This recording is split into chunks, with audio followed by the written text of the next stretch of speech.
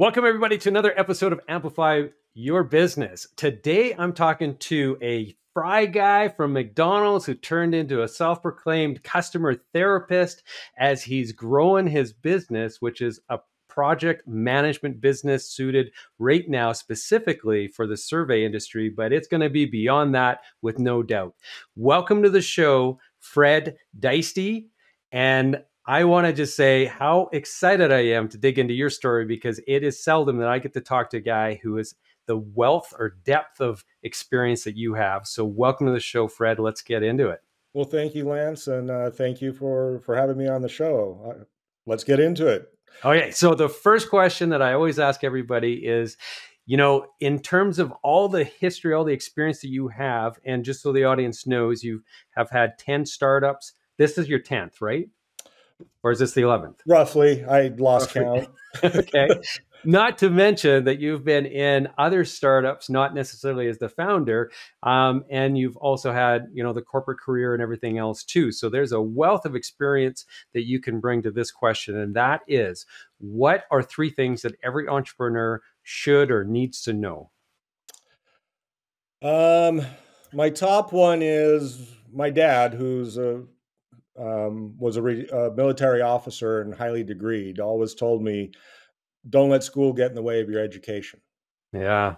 Okay. And I went to a lot of college, never completed a degree, even though I wanted to, but I studied applied mechanical engineering. I studied computer science. I studied history. I was educating. Yep. And then I started working for entrepreneurs, and I always thought there was something real special about an entrepreneur. And there is, don't get me wrong, there is. But it wasn't something I was lacking. Yeah. It was something I had, but fear was the factor that would keep me from going forward. And when I started working for people who'd taken that step, that's a big step when you're going to go out on your own. And when I got to know them and saw what they were doing and their backgrounds and everything, some are educated, have their degrees and all that. Some aren't. I mean, there's broad background. Yeah. The one thing they all had in common was the willingness to just step out there, the guts, if you will, the courage to just step out there and do it. Yep. And I've been listening to a lot of podcasts, and I find that I saw one with Steve Jobs recently where he called Bill Packard at 12 years old and wanted to get some parts because he knew that, Bill had a computer company, right? Yeah. Yeah. And people go, well, how did you call Bill Packard? Well, his number was listed in the phone book. I picked up, he answered, we had a conversation, and there's magic right there. Don't be afraid to pick up the phone. Yeah. So don't let all those things get in the way. If you've got an idea and you've got a, certain background that supports that idea, figure out how to go for it. Even if that means working a full-time job while you're moonlighting on your passion. Mm-hmm. If you find your passion, then eventually the full-time job will become the moonlighting, and then it will sunset. And your passion will become how you live your lifestyle, whatever that may be. Yeah. Okay, awesome. Well, I think there's three right in there. So don't let people get in the way. Don't be afraid to pick up the phone and basically follow your passion and really get going on it, right? Yes. Yeah. And then I'll add a fourth one to that and keep it at that. Advisors. Okay. Not one. There's so many people in your background, in your life, and in your current life that you can draw different advice from based on what they know and they do. Yeah.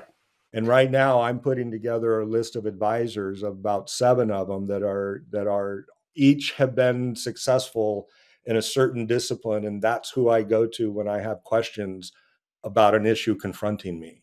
Yeah. And then to that, make sure you're concise with your advisors and use their time sparingly, because it's valuable. Yeah, totally. Well, and I want to just emphasize something too, an observation here, and that is that, you've been at this for quite a number of years. You've been, have all these different startups under your belt and experiences in the corporate world and working for other companies that have pre-IPO'd and post-IPO'd and so on. And so even you, and that this is a really important distinction, understand the value of surrounding yourself with advisors even at this stage, right? And that's notable. Show me a world-class athlete that doesn't have a coach. Yeah, yeah, exactly. The best of the best still have coaches because they can be better. Yeah. So never I don't have all the answers. One thing I learned early on in my sales career was being able to say, I don't know, to a Mm-hmm. potential Mm-hmm. client. And that does not come from a place of fear. That does not come from a place of stupidity. It's from honesty. But Yeah. then you follow that up with, I'm noting that here. I will find out and I will get back to you. Yeah. But we don't know everything, or we would be there already.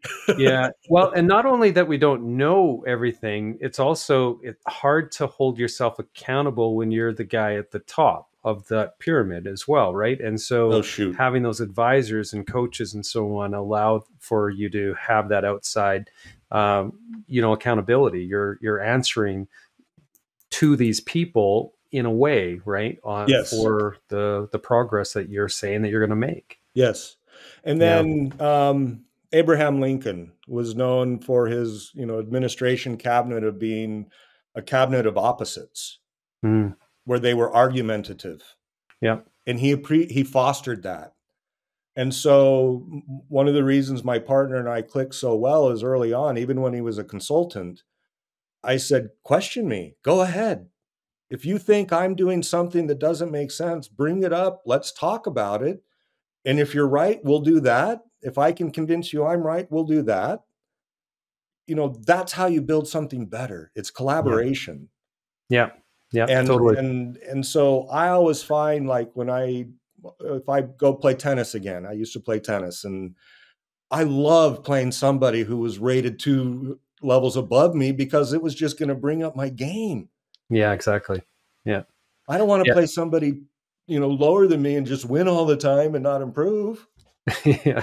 Yeah. And that's like they say, surround yourselves with people who are brighter, smarter, more experienced, or whatever the case might be. Right.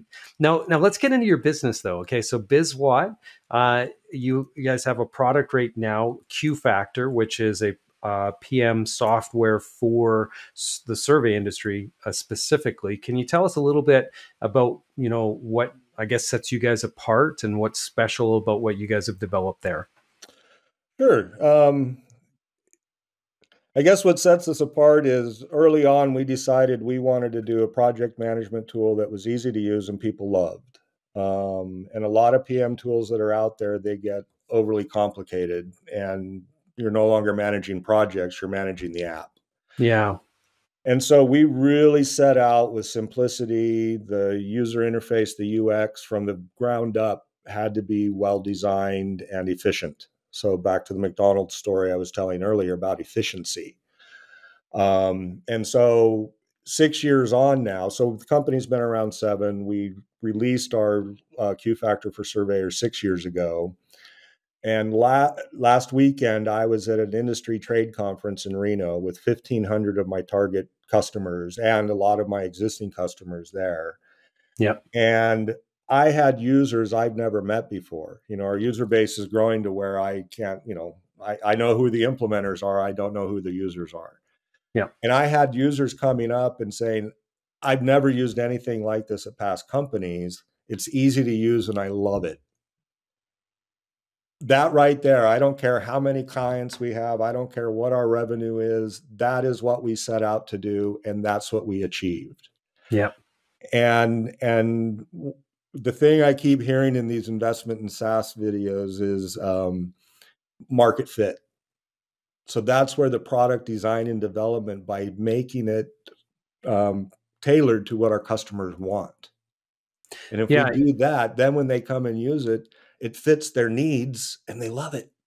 Yeah. And before we started hitting the record button here, you were talking about that you actually are doing a lot of product development hand in hand with your customers' needs, right? So they're coming to you with unique needs, And then you're taking that information, you're building it into the platform for everybody's use, I guess. Correct. But at the same time, you're probably able to fund that through the custom development that you're doing for that individual to begin with, right? Correct. Yeah. So we completely rely on customer feedback. Yeah. My email and phone, and we're always available. And I tell people, if you're using our application and you go, I wish it did this, or if it did this, let me know. Yeah. Yeah. If we can make that happen and it will make your job better, let me know. Yeah. And so we did have a big client shop us around, and they came back. So that was cool. But they also came back with a feature request. They found something in another application they really, really liked and wanted, and would really, really make them love us better. So we said, cool, let's sit down. So there was a development fee that went with that. And then we worked hand in hand with their director of operations, their project manager, a couple key players. We prototyped what they wanted, put it on a dev server, live data, tested, changed, and went through the whole product development life cycle until it was ready to be released. And it was released to all of our clients. Yeah. Yeah.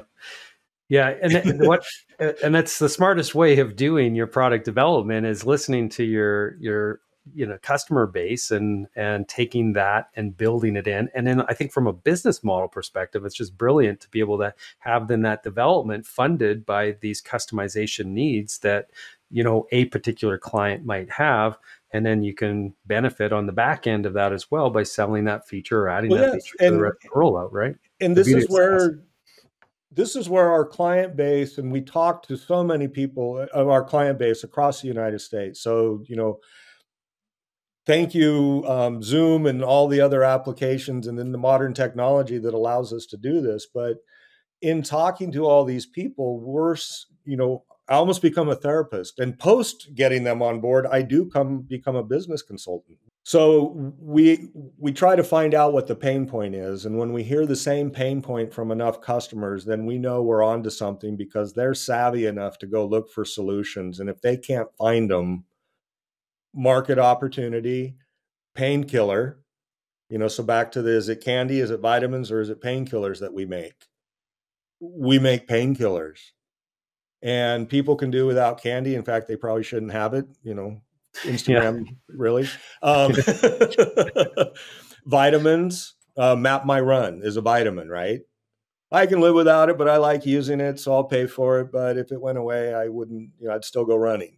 Yeah. Painkiller, Yeah. you're relying on completing $1 million projects on time, on budget, and in scope. And we've got an application that helps you do that. Yeah. Yeah, totally. So I love that analogy. I think that's absolutely perfect. And that's the goal of every business should be trying to find a way to become that painkiller for their clients, because then you're always going to be needed. So it's brilliant. So now just getting changing direction a little bit just to your entrepreneurial journey. So you have been at the startup business or startup world, I guess, for quite a while. So you have lots of history to draw upon.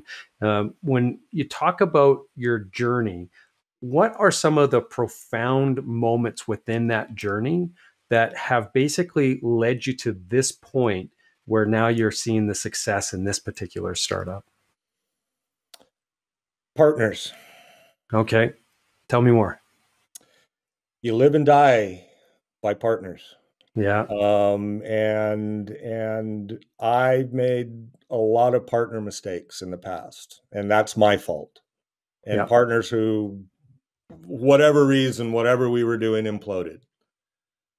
My fault because I chose them as my partner, and I had to do some real self-assessment before I started this one. And my wife, who now ex, unfortunately, at the time, she'd seen me through multiple startups. In fact, at the time we met, I had 3 concurrent startups going in 1999. Ooh. Video production facility for digital technologies, BizWatt 1.0 is a web delivered service, and I was COO of a wireless company that won 2 Best of Comdex awards, all in 1 2-year time frame. Anyway.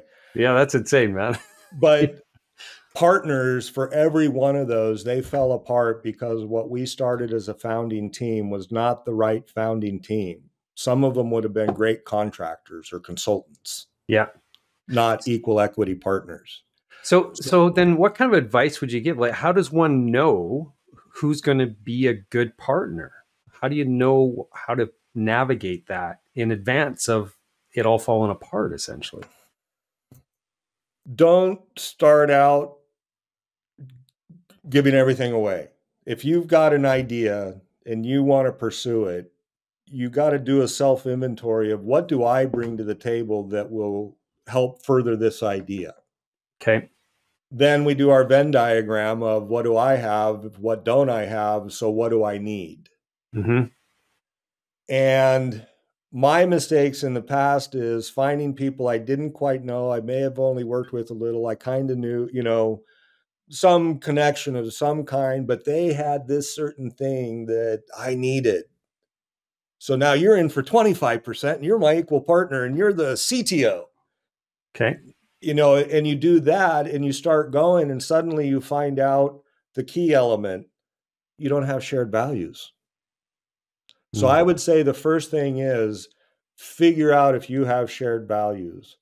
One of my early mentors was actually the revolutionary of the digital camera technology. And his backstory was he found a guy, the two of them wanted to work together. They just knew it. They were on a project together. They knew they wanted to do something. They weren't sure what. They had the luxury of renting a condo in the Bermudas for 2 weeks of just the two of them. And all they talked about was core values, working, ethics. Can we spend 2 weeks in a condo in the Bermudas together? I mean, sounds easy, but day 3 or 4, Yeah, totally. dude, clean up the bathroom. They did that. They realized they could work together. Then they decided what they were going to do. Yeah. So my recommendation is don't undersell yourself, first of all. That was one of my big mistakes. I started looking for people I thought needed to augment what I didn't have or wasn't my strength. That was a mistake in many cases. So identifying, is it really a weakness? Is it really something I need to augment? Or what does this person bring to the table? And as I mentioned, my current partner, we've been together on this company almost day 3. I got the money on a Thursday and I hired him as a consultant, paying him his rate to start the company because I had the funding. Didn't offer him any stock. We didn't even talk about it. Stock is invaluable until your company's worth something. So don't even bring it up. And so with my current partner, we started to work together on a consulting basis, and that's where we established our work relationship. But as I also told you, that he and I coincidentally go back to the same community, and he graduated from the same high school 23 years after I did. Talking about shared values, growing up in the same small community in California. Yeah. And then having references for this person. Like I said, when I ran into the CFO who we had in common, and the first thing she says is, "You're working with Ryder? He's wonderful. His wife's one." Now I'm getting referential feedback that is good. Yeah. Yeah. What I've also learned is people don't necessarily give you negative referential feedback. There's liability in that. Yeah. So if you ask for a reference and somebody doesn't give you much, that was the reference. Yeah. Gotcha. So it is really figuring out at a core level and a value level, can you work together? Then comes, what do we do and how do we do it? Yeah. And so Ryder has progressed from, instead of me, it was mutual when he wanted to go for sweat, when he wanted to give up the consultant role and become a partner, and it was mutual. And it took us time. It wasn't an overnight, here's a contract and go. We had to discuss how we were going to work together, what we were going to do, responsibilities. So you got to go into it with thought. So Yeah. I see your... Yeah. So the values part of it, get that nailed down first, and then ease into it, into the relationship, and kind of stage it out. Right. So that's what I'm hearing, which I think is smart. It's very methodical. And I'm one last thing on that. Sure. If you're the founder, maintain at least 51% control as long as you can, because at the end of the day, somebody has to make a decision. It's not a committee thing. Yeah. And as Yeah. long as you're 51 or greater, you're the dictator. Yeah. Yeah. So, That's right. Okay. So now I'm curious because you've had so many different startups. From the personal perspective, what makes entrepreneurialism, this journey that we're all on, all of our listeners here today, what makes it so difficult in your mind? We talk about and we celebrate the success, and we glorify entrepreneurs oftentimes, right? And so we talk a lot about that, but those tough things from a personal perspective, what do you find that has been some of those big friction points for you? um, And I see you're struggling with that because I know you are such an entrepreneur at heart, right? I mean, just that's the way you think. You're programmed to be this. So it's well, I probably am. And Winston Churchill is one of my favorite historical figures. And the man was just brilliant with the maxims and the quotes and stuff. And I got 30 of them at least, but one of my favorite that really drives to the heart of entrepreneurism is the definition of success is going from one failure to the next with a positive attitude. yeah. So a lot of crap happens. I was asked to speak in front of a College of Engineering entrepreneur program. And, they said, what's the toughest thing you've run into is Sunday night, not having payroll in the bank due Monday. Yeah. What? Yeah. I got people that I Every sold on a job. Yep. I sold them to work for me, right? Yep. I owe them a check because they worked for me. And the last thing I'm going to ever do as a business owner is bounce payroll. I've had Yep. it happen to me, and it's not cool. So Yep. if you want to know the hard part of entrepreneurism, as soon as you get an employee, you better make sure you pay them on time. Yep. And I had to buy hook or crook or anything. I got the money in the bank that morning, so payroll was covered. And I Yep. had to call in favors. I almost put up the pink slip on my truck. But if you aren't willing to do that for your dream and your passion, take a job. Yeah. Yeah. Yeah. Yeah. That's a really, really good point. And I agree with you. There's so many people right now who are probably nodding their head going, yeah, I've been there. It's tough. Okay. So I'm also curious at this stage, in your life and your journey, what's easier with this business than what you found in all the rest of them, because now you have all of that experience in the rear mirror. Well, I don't know, with maturity, I think some people are born with this better than I was. I was raised military Catholic, so a lot of controls on what you said and did. And a lot of those are imprinted for lifetimes sometimes. Yeah. And so with the benefit of age and maturity and failures and mistakes comes wisdom. Wisdom comes from experience. Experience comes from not getting what you thought you were going to get. Yeah. Um, so the wisdom, but also now I don't really give a crap what other people think anymore, but not to a negative standpoint. And I've always admired people. I watched this happen at the conference where one of my clients was demoing my product at a conference to my target market. That was nirvana. Mm. I just stood back and let my client demo the product, and I could see the other vendors going, holy crap. But anyway, where was I going with that? Maturity and Maturity. yeah. So I watched him, and he's younger than me, and he runs a very successful business. And I watched him very nicely, fact-based, throat punch a guy. Mm. I mean, what he was saying needed to be said because I'd already said it to the guy at breakfast, but very nicely throat punched him in a way that the guy went, oh, you're right. That is a talent and a grace. And with age, I finally have gotten to where I'm better at that. I used to either not say it or my Viking came out, sword comes out, heads off, and now I got a bloody mess and I have to clean it up. Yeah. So kind of the Betty White, like you get to a point where you just don't care anymore. You do what the hell you want, right? And it's liberating. Yeah. Yeah. And not caring doesn't mean you do something immoral, unethical, that's not the not caring. And you don't want to hurt feelings. Yeah. But as my partner and I are fine tuning our relationship, which is a good place to be. If you've got to work on your relationship, that's questionable. If you're fine tuning it, that's healthy. Yeah. And so we're at the point where we have enough, literally, man love. I mean, we love each other. Okay. So that's huge. And for men to say that is important.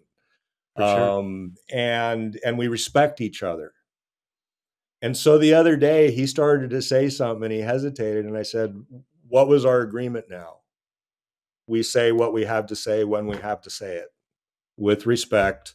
Yes. Because we have to get it out of the way. We're moving too fast to wait. You can't let things linger. You can't let things build up. Not saying something is like having an infection and it's going to build up and it's going to be ugly when it explodes. Totally. So partners, you've got to have that love and respect where you can say what you need to say when you need to say it. You deal with it and you move on.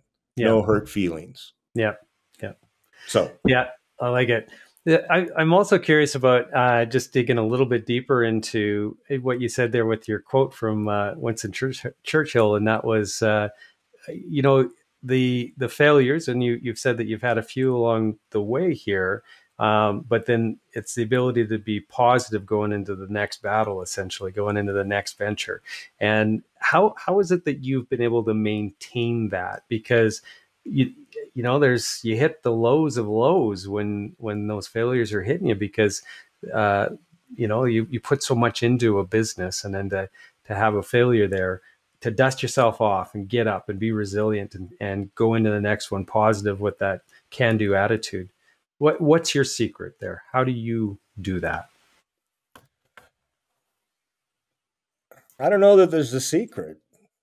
I love starting things from nothing. I love solving problems. That's what I do. And so when one stops, when one's no longer an opportunity, because of the way I am, the next one gets revealed to me and I don't know what it is. So that's why I've done video production. That's why I've done embedded computers. That's why I started a wireless ISP that was one of the largest in California at the time. I started a video production company with no background in video production that was one of the largest studios between San Francisco and LA. So it's just what I do. I'm built to do it. But and you talk about, DNA. I've got Scandinavian background, Viking in my background, and they're all immigrants that came to the United States when there were no states west of the Rockies or west of the Mississippi. Yeah. And they were all entrepreneurs themselves. My great-grandfather, Dyste, started Dyste and Dyste Mercantile in North Dakota, which was still in the family for 127 years. It was still in our family. Wow, that's cool. He came over as an immigrant and started a business. My Swedish grandfather came over at 15, and by 21, he owned his first pharmacy.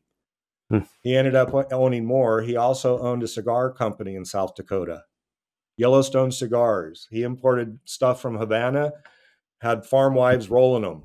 So it's in my blood. Yeah, very much so. I can't not do it. And I make a terrible employee. Yeah. And I think that's one of the secrets, I think, to a lot of entrepreneurs, that are the reasons why they become entrepreneurs is, we make really good entrepreneurs and really shitty employees. Yeah. Which is why consulting works great, because you're a little bit of the entrepreneur. You're not the employee, and you can still tell people what you think and they can fire you, but it's just another client. That's right. Okay, so now if you could turn back time, or actually send a letter back in time to your younger entrepreneurial self, okay? So this is Fred when he's just bright-eyed and bushy-tailed and looking at his first venture that he wants to start. What would you now put in that letter? What would you tell young Fred? Buy Apple stock. No doubt. No doubt. Lieutenant Dan said we invested in a fruit company. Remember that from Forrest Gump? Forrest Gump, yeah. Yeah. I would say stop worrying about what other people may think and go do what you think you need to do. Because I had these visions back then, because I started writing programs when I was in the 6th grade, is when I started in computers. I was right at the revolution in the late 70s, early 80s. Yep. And I tried to take advantage of it, but I was always trying on other people's coattails, not my own thing. Yeah. And the difference, so follow your passion, follow your dream. Don't follow what other people think you should be doing. I've got a 17-year-old daughter, and she's choosing not to go to college right now. And she was afraid that I was going to stop supporting her. And I said, you know what? My dad made that mistake. You find what you want to do, and I will support it. So she's into reptiles, and she's working at an exotic pet store. And now she wants to go to college to study that. And so I'm supporting what she's doing, even if it's not college. Yep. Yeah. Love it. Well, thank you so much, Fred. This was really entertaining and just a lot of fun. I mean, it's these kinds of interviews that just really energize me, and I know our audience is getting lots out of it as well. And if somebody wanted to reach out to you, connect with you, follow you a little bit, learn more about BizWatt and or BizWatt and QFactor. Sorry, I almost forgot the name of the product. All right.